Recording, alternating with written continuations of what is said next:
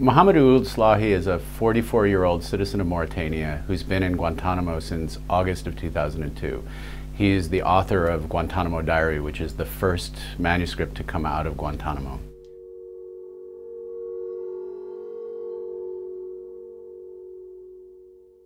Mohamedou left his home in November of 2001 to report to the national headquarters, the National Police Headquarters in Nouakchott, Mauritania, to be questioned. He had been questioned several times over the previous year and a half. He had some acquaintances who were connected to a couple of different terrorist plots. He had been questioned about these things and released on several occasions. In November of 2002, they called him, said, "Mohamedou, we need to ask you a couple of more questions. Drive your car, you'll be here for a day, we'll send you home." He said goodbye to his mother, got in his car, drove to the police station. But instead of questioning him and sending him home, the Mauritanians held him for about a week while the US arranged a rendition flight to be sent from Jordan to pick him up. He was flown to Jordan, interrogated in an intelligence prison for 7 months in Jordan. The Jordanians cleared him of any connections to terrorist plots, but instead of sending him home, the CIA picked him up again, took him to Bagram Air Base, and then dumped him in Guantanamo. Since August of 2002, Mohamedou has been in Guantanamo.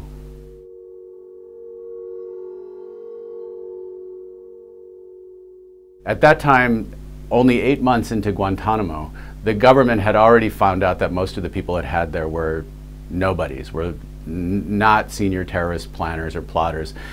But instead of letting people go and starting over and trying to get it right, they kind of doubled down and tried to ramp up the interrogation pressure and move toward torture. May of 2003, the military began this, what they called a special projects interrogation of Mohamedou.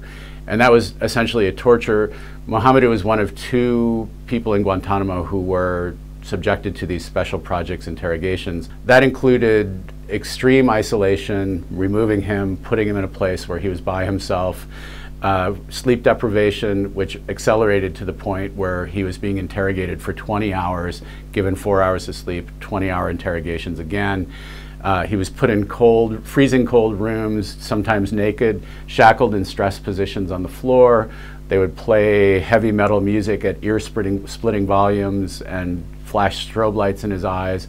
And ultimately, they subjected him to a series of threats, and then threats against his mother. They came to him and said, "We've captured your mother.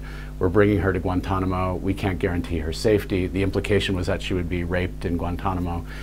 And then finally, and most dramatically in the book, there's a scene where a kind of commando team breaks into the interrogation room, shackles him, binds him, puts goggles and a hood on him, throws him in a boat, drives him out into the Caribbean, beats him, drags him back, throws him into a specially prepared hut where you couldn't tell whether it was night or day, it was blacked out, and continued the sleep deprivation for several weeks until he eventually was forced to sign a number of confessions.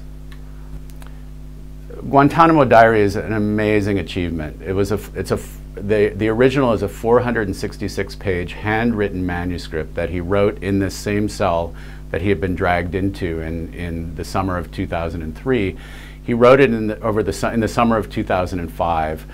That manuscript, which could have been simply a chronicle of terrible abuse, is so much more. It's just it's a fully realized portrait of life inside this kind of global gulag of intelligence prisons that he's moved through over the past 4 years.